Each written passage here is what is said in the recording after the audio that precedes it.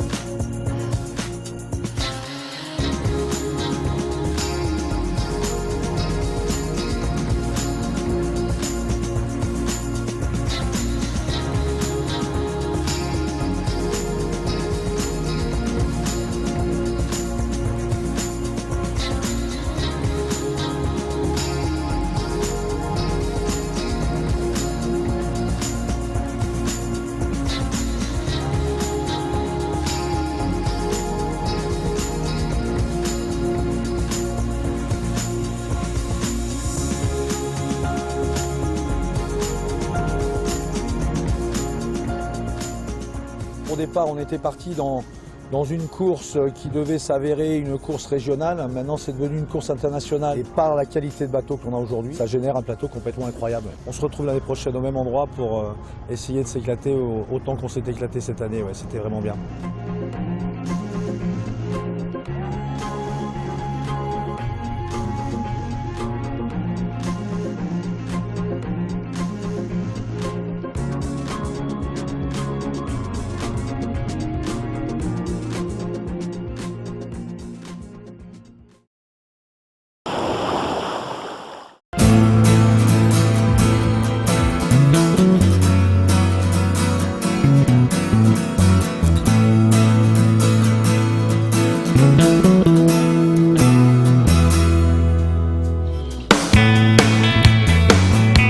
The morning started with Michael Coxon moderating a North Sails sail trim tutorial for skippers who had submitted photos of their sails. Coco and a panel headed by Albie Pratt of North Sails then discussed the setting and trim of the sails to improve the performance of their boats. It was a lively discussion. The morning was adrifted, delaying the start of both the inshore and the offshore fleets.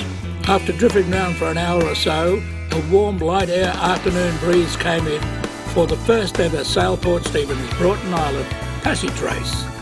While the IRC division contested the full 31 nautical mile course, the other divisions sailed a shorter course in a 10-knot average nor'easter. Peter Sorensen in his Sydney 36, the Philosophers Club, was the inaugural winner of the Hunter Medical Research Institute Cup for the first home in any division contesting the passage race, and was the IOC Division 3 winner by more than 5 minutes. The Cup is a new addition to the trophy list. Its inception is a result of the recent passing of yachting great Roger Hickman from a brain tumour, and is the subsequent link of the Regatta and the long champion Sailport Stephems and the Hunter Medical Research. Sorensen's Middle Harbour crew sailed a smart race, hit the ley lines precisely, and stayed out of the current.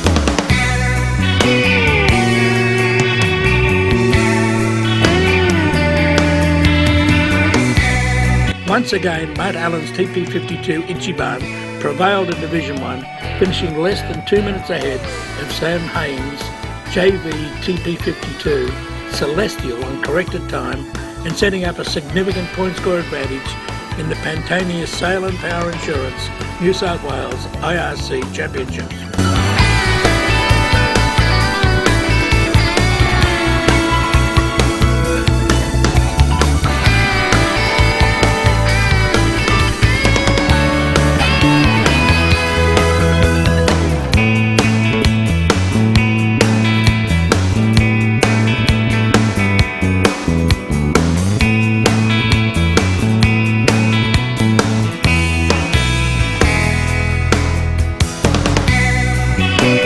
Second around the Broughton Island mark was Celestial and Sam Haynes.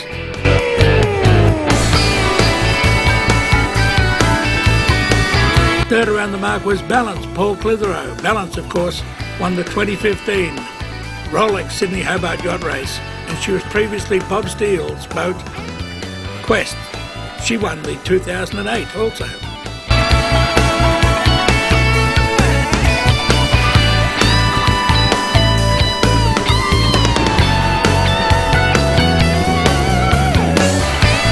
Next came the GOAT, Sebastian von Bruce.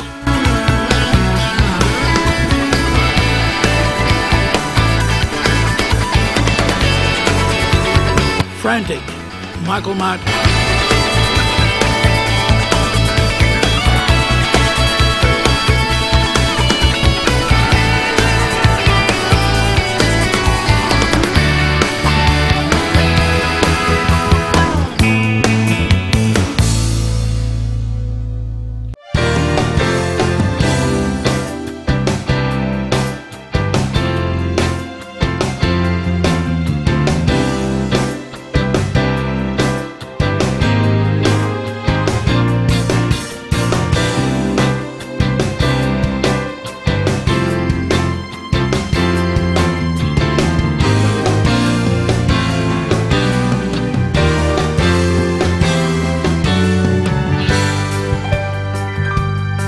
One of the interesting boats in IRC Division 2 is Bob Steele's new Quest at MAT 1180, built in Turkey.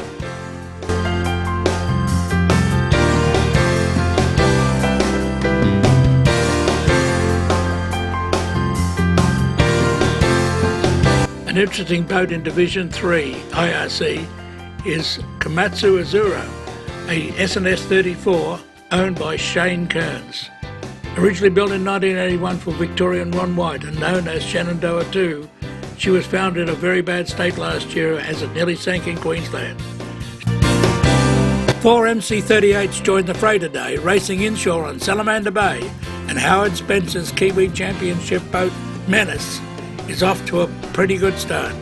Their 1-2-1 results, a boat of the day performance, means that they lead Leslie Green's Ginger by 4 points. The current Australian champion Ginger rests on equal points with third place Dark Star John Bacon after a protest disqualified Ginger from race 3. In the closely fought sports boat division, a mere 3 points divides the small fleet. Local yachty Mac Bonza with his Melges 24 Watch Me adds the new front runner, and James Dwyer's Elliott 7 Emma Peel is second overall.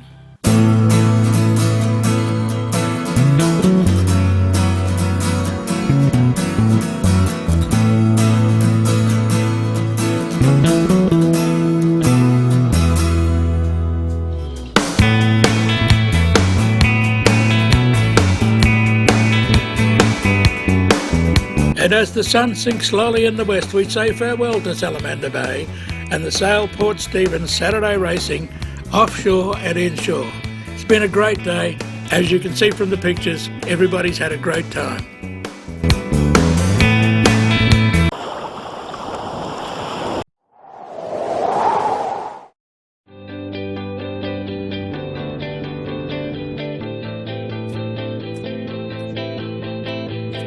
Par rapport au repère, ouais, se décaler un petit peu, ouais.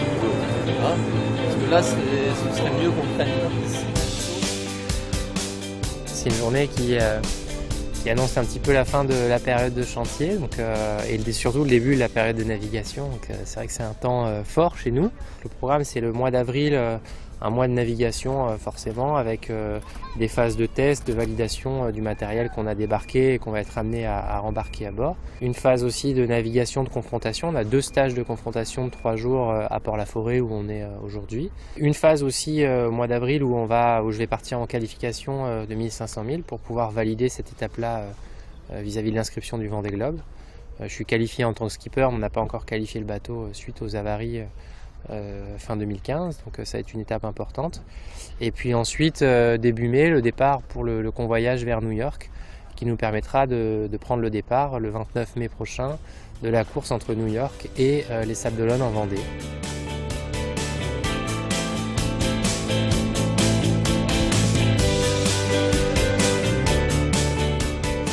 Écoute, le rôle de l'équipe Kéros, parce qu'il n'y a pas que moi, mais je ne serai rien tout seul, comme toujours, c'est de gérer l'entièreté du projet Safran pour permettre au bateau et à Morgan surtout d'être au top au départ du Vendee Globe. Il y a une partie technique, logistique, administrative même, parce que c'est quand même des sacrés projets, et puis une partie sportive qui m'incombe un petit peu plus en coach, comme on dit, de Morgan. Donc on va partager le maximum de navigation, toutes les naves d'entraînement, et puis voilà, faire cet échange intergénérationnel, on va dire, pour ne pas dire du vieux au jeune, mais c'est ça, on va confronter nos façons de naviguer, nos expériences, et puis essayer d'en tirer le meilleur, quoi. Il y a une capacité d'analyse et une capacité, je trouve, il sait bien communiquer ses sensations, et je crois que c'est ce qu'on demande d'abord à un skipper de la nouvelle génération, entre guillemets, qui fait face à un dossier qui est tellement énorme dans tous ses aspects. C'est déjà transcrire son feeling, transcrire ce qu'il voit, pour qu'ensuite l'équipe technique sache arbitrer, bosser, et puis lui apporter ce dont il a besoin, quoi.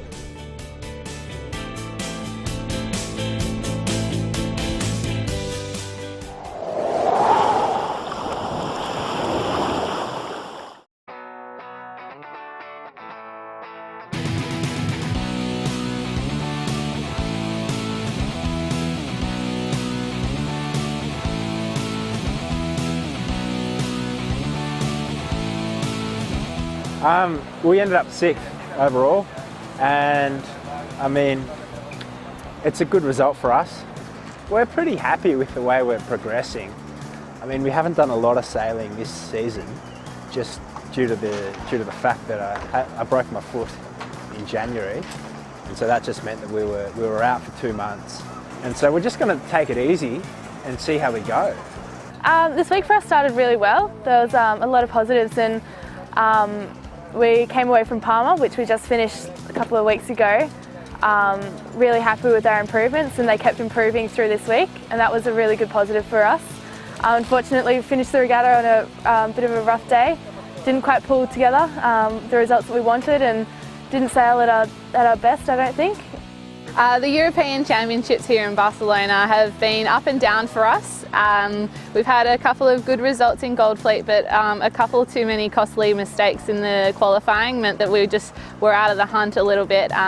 We did everything we could in the last few days, but just didn't leave ourselves enough runway to get some good racing in.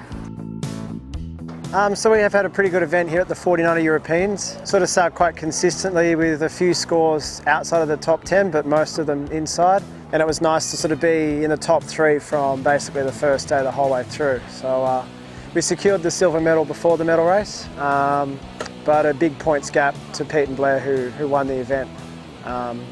So you know, we're pretty happy. You know, we've got the other guys in check, so to speak, the rest of the fleet, but there's a long gap between us and Pete and Blair, and time's starting to get thin. So, you know, I wouldn't say we're very happy with the end result here. We could sail better, we could definitely go a bit faster, and we're going to need to if we want to win a gold medal.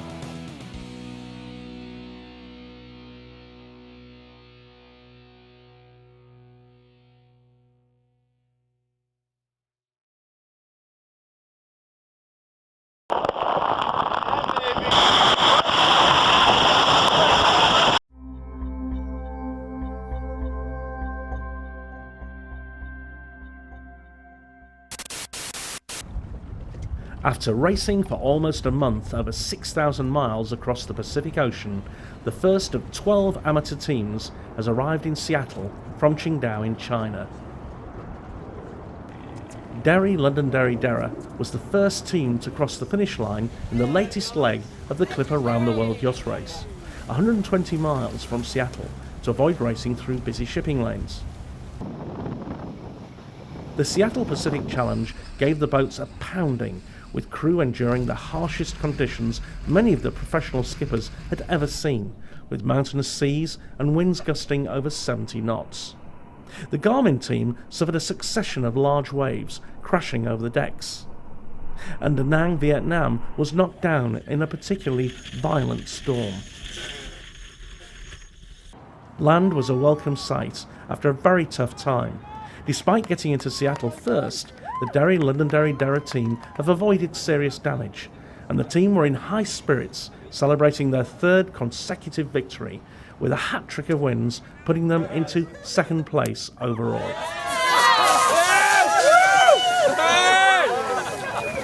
It's been a long race, a tough race with some tricky weather, so really glad to have the boat tied up to land and have a crew that have done a very good job, had a fantastic race and made it here safe and sound. We've pulled away from the boat in third place a little bit more, so it's a good place to be.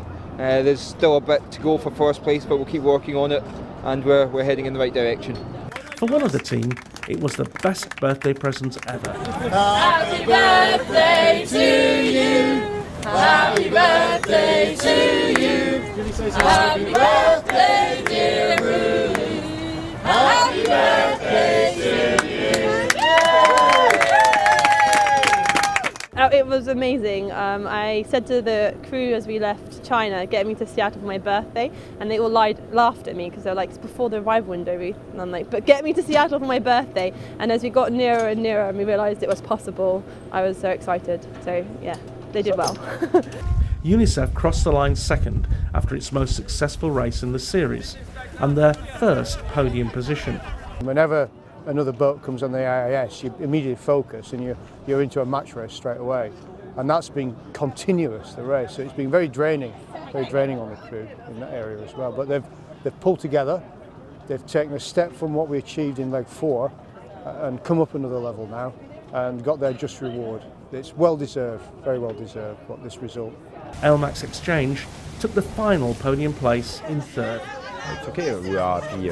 Third place on the podium, and we are taking overall 1 point on Derry, so we are happy. Yes. The remaining yachts are expected into Seattle over the next few days for a much-needed break from the harsh conditions of the last month, ahead of their next leg to New York by the Panama Canal.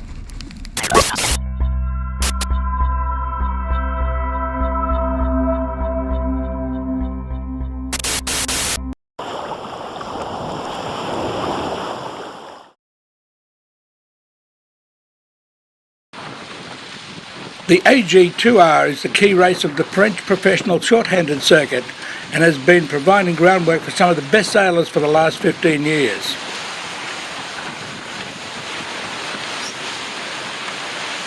The course is from the French Brittany coast to St Barth in the Caribbean, where competitors will face everything from big waves and winds of the North Atlantic to the humid temperatures of the tropics. Boasting a formidable lineup of French favourites, the AG2R is the only double-handed one-design race of its kind in the world. It's sailed in 33-foot Beneteau Figaro yachts.